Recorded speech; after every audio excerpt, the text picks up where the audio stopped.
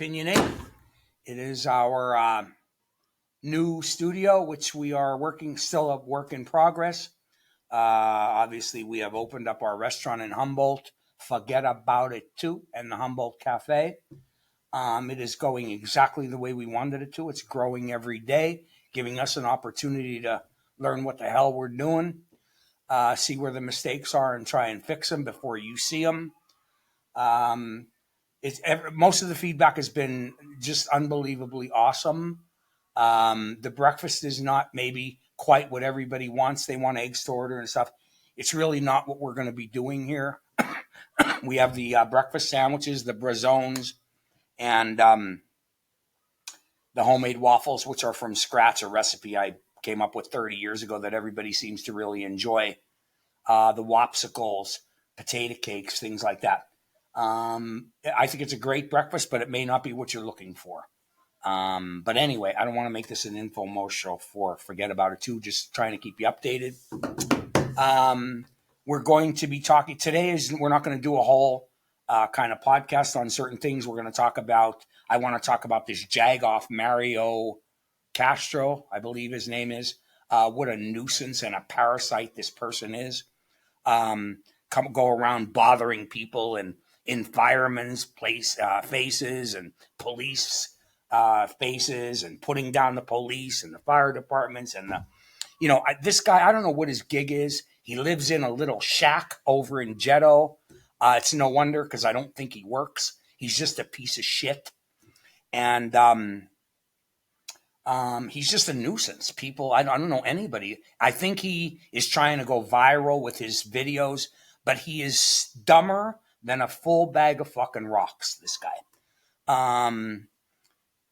Just to hear him speak, and he does this whole, like you're a fucking moron. That's what you are, okay? Nobody's paying attention to you unless they're laughing at you. You are a success at nothing. If you have a problem with the way that I park, call the police, you moron. Don't come to my property and then complain about the gestures that I make because of what I think of you. Okay, I will see you on March the 12th. I am pretty positive that I have the right to free speech and freedom of expression, which is what that is. You're the one who made it go public. So if you want to show up on March the 12th, be ready because you're the one who's in the wrong, not me. As for Ricky Stupid DeLuca over on Cedar Street, I love how I had you cited for harassment. They found you guilty. And yet the next day, as the liars that you are, claimed victory because you only got a $50 fine. The point is you had to pay $50 fine. You had to pay your stupid court costs. You had to do all that because you're fucking stupid. Okay, moving on. School board. Man, everybody wants to know about all this school board stuff. Again, if I'm being honest, have not finished the research. I want to talk about how this school board has just completely gone mad. They're mad. If they have extra money left over, it's because of COVID or some other thing. Trust me, they will find a way to spend it. That's who they are. Without no checks, no balances, you got teachers out there who I love and adore, family members who have soaked up everything that this union and this school board has to offer, including 105% of their salary till they die. If you don't believe me, you can research it yourself. 42 and a half years in, working 165 days a year. I don't want your job. I already know what you're maybe I don't know what you go through on a daily basis. I just know that there is nobody in this world other than school teachers in the Hazleton area making 105% of your salary till you die. I don't agree with it. You have people in the Hazleton area who are having a hard time paying school taxes. Mine, for the properties that I do own, are ridiculous. When I was a kid, the way that the school district got paid was, wow, see, I wish I had my notes in front of me. Anyway, it didn't come out. Everybody who works in the Hazleton area excuse me, everybody who works in Hazleton area school district area pays a percentage of their paycheck to the school district. It wasn't that way until I don't know when. I think it's been that way as long as I have moved back to Pennsylvania, but it definitely wasn't that way before. The way that it was before, I believe, was you just paid property taxes, and a portion of those property taxes went to the school board. Now you pay a whole other just school tax, and this is for senior citizens. This is for people that never had children. This is for, okay, that's the way that it worked always. Okay, I'm okay with that. But now coming out of your check, a percentage, and all of that, that's because of this. It's all about pensions. It's about pensions for the state of Pennsylvania. It's about pensions for school teachers, and it is bankrupting municipalities, people in general, and you don't even get the services that you want. If, God forbid, this school district people got paid on their performance, they would probably owe money, because I have seen the results of some of the schools and the math, reading, and whatever the curriculum is. And like I said, I don't have my notes, so I'm not fully prepared to talk about it today, even though I am. It's horrific. So you're getting 105% of your salary when you retire, and yet you're graduating people that are about 40% literate. Really? Is that because of the Latino community? Well, maybe we should hire some more teachers. Maybe we should make it, okay, I believe that they should have gone 10 years ago and said, if you can't speak Spanish, then you can't be a teacher. Let's put it aside, and let's say from this day forward, if you do not speak Spanish, you cannot be a teacher in the Hazleton area school district. What's wrong with that? You say, oh, well, we didn't do that for Italians. I don't care. It's a different world, okay? Illegal immigration, another topic that we'll get into another time. I am not for it. Put them on a bus, ship them back. Mr. Zapata, you're where you belong. Get your wife, get your kids, and take them with you. I ain't paying any money to bring you back here. You were illegal. That's where you belong. That's where all the illegals belong. Put them on a bus, put them on a plane, put them on a train. I don't care what you do. Get them out of our country. If you came here illegal and you broke the law, you're going to break the law while you're here.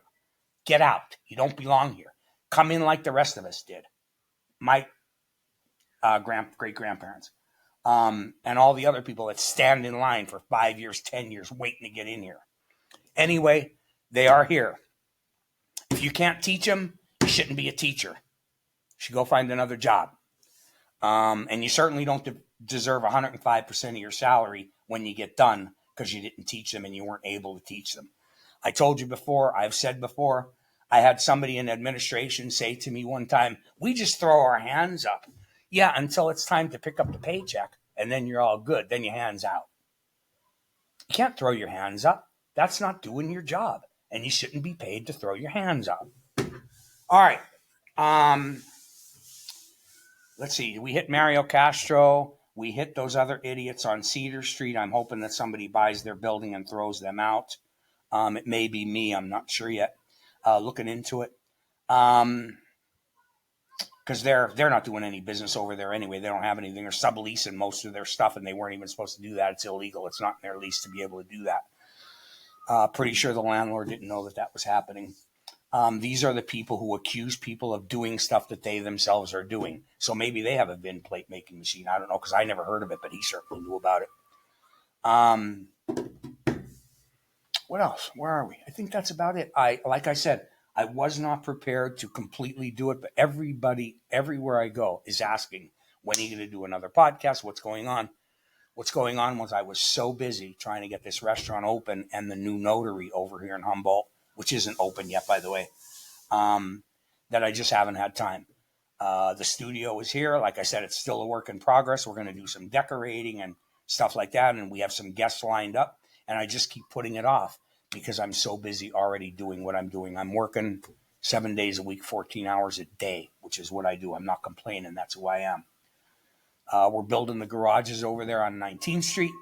The Amish people are up there with their permit in order, and they are building 8 stalls on 19th Street across from my Forget About It and ADL over there on 19th Street. They will be for rent.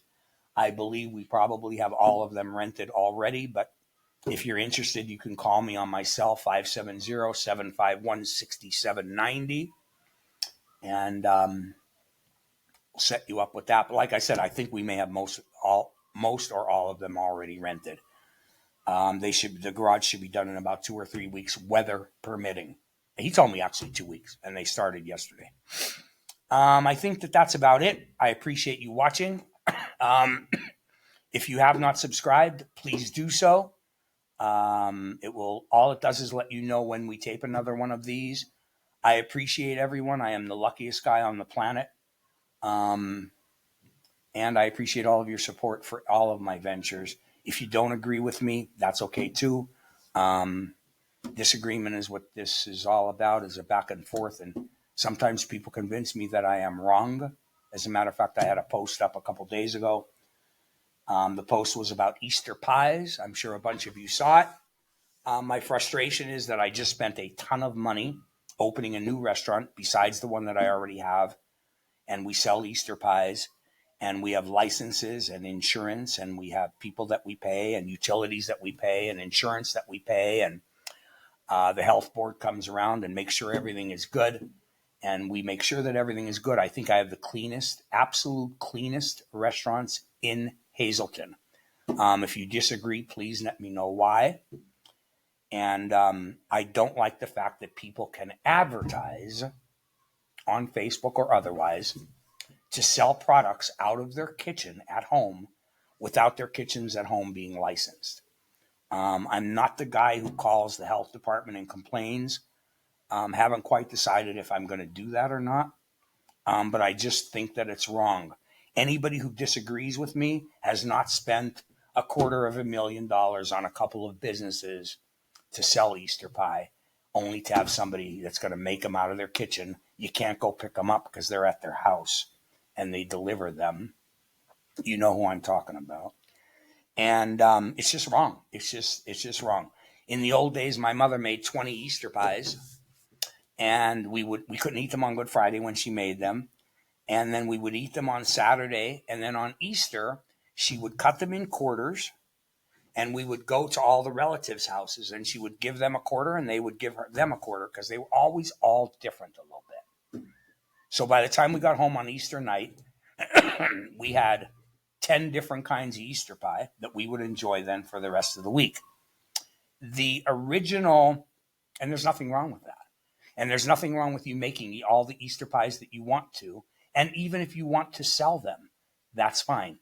But when you start advertising to compete with me and the Carmen's bakeries and the other places in the world that have done all the right stuff to sell their wares and products, that's not right. I'm not a crybaby. I'm not trying to be petty about it. I'm not trying to be petty, and I'm not trying to be small, and I'm not, the Easter pies are not going to make or break my business. I'm going to make $1 million here, whether anybody likes it or not. We have a setup. We have great food. We have great people that work for us, and I will do just fine with or without you selling Easter pie out of your kitchen. I just feel like it's wrong, and then I wanted that said. I ended up pulling the post because the controversy was just out of control. It was about split people that agreed with me and people that didn't on the post. However, when I get the instant messages and the phone calls and the thing, and they're all positive, the reason why some people who are for what I say don't comment is because they don't want the backlash from the other folks who disagree. And let me tell you, it gets vicious. And I have my haters. And I have my haters because of who I am. And I understand that. I love the fact that people are always talking about me. I don't care if it's good, bad. You can call me anything you want to call me. Just keep talking. Because when the haters post stuff, my profile goes up, whether you agree with it or not. Business is great. And so keep doing it. And that's why I keep doing it. I pulled the post because I shouldn't have put it on the Forget About It and Forget About It 2 site. I should have just had it on my personal post. That was my error. That was my only error. So, man, for somebody who wasn't going to do a whole podcast today, I really went at it. I'm trying to think if there's anything else. I love everything that Jeff Cassatt is doing as the mayor. I love the fact that some idiots think that some of the stuff that he wasn't able to do isn't happening, but you're wrong. Just wait and see. Everything that he's doing is a positive for the city. You're either moving forward, you're stagnant, or you're going backward. This guy's moving forward. I love it. I love the fact that they approved that deal up on the up by the hospital to give those folks tax-free for 3 years. The reason that I love it and I fought so hard for it at the council meetings is that you have two choices to raise the money that you need to run a city. You can just keep raising everyone's taxes, or you can expand your tax base. This is what that will do. What are they getting? Nothing. They built, I think the stats were, Hazleton approved zoning or building for 2 new homes in the past few years. 2 new homes in years, right? Nobody's building in Hazleton, all right? This will encourage people. First of all, the company that's doing this is going to spend $30 or $60 million, whatever it is. It's a crazy amount of money to invest in Hazleton. They are taking a risk. And then they are going to sell to the people who will not have to pay any taxes for 3 years. And then after that, it's a graduation of tax payments until 10 years, in which case they are at full tax paying mode. Don't know if it went through the school district yet. I want the school district to understand that they're getting nothing now. It doesn't matter as much to them because if the folks move down the valley, they're paying, or if they move in West Hazleton, they're paying, or Hazleton Township, because that's who the school district is. So they probably don't give a shit. But if they would approve it, or if they did approve it, it's a good thing. But if they would approve it, what it does is enable Hazleton a chance, an opportunity to expand our tax base so that they don't have to keep raising taxes in the future on the people who live here and have lived here. That's what that's about. They extended it now to anyone who wants to build on a piece of property where there is no existing structure, and they will also get the same benefit, tax-free for 10 years. I think it's awesome. It's the way that things work now across the country. It's like KOZ money for companies, which people argue about all the time. I think it's a fantastic thing. If you give a company a break to come to Hazleton for 5 years, 10 years, whatever it is, and they employ 100 people, 200 people, 1,000 people, all of those 1,000 people are now paying taxes in the city of Hazleton. If you don't give it to them, they go somewhere else. Do you want nothing, or do you want a lot of something? I think that's the way to go. Let's expand the tax base and do everything that we can to do that, so that my taxes and your taxes don't keep going up every single year. You got 2 choices: expand the tax base or keep raising your taxes. The Hazleton City Council did a fantastic job to approve that, understanding that this was the case. I just hope that the school board follows through with it. I think that's it, because I could go on and on and on for a guy who wasn't going to do a podcast today. Again, appreciate everyone, and hope you have a great day. Please encourage people to watch, and we will have more on the school board and other things when we come back, hopefully in a week. We're going to try to do this once a week. Because of my schedule, it just is difficult, but it's very important to me that we do this and build this podcast. So have a great day. Thank you so much, everybody. Ciao.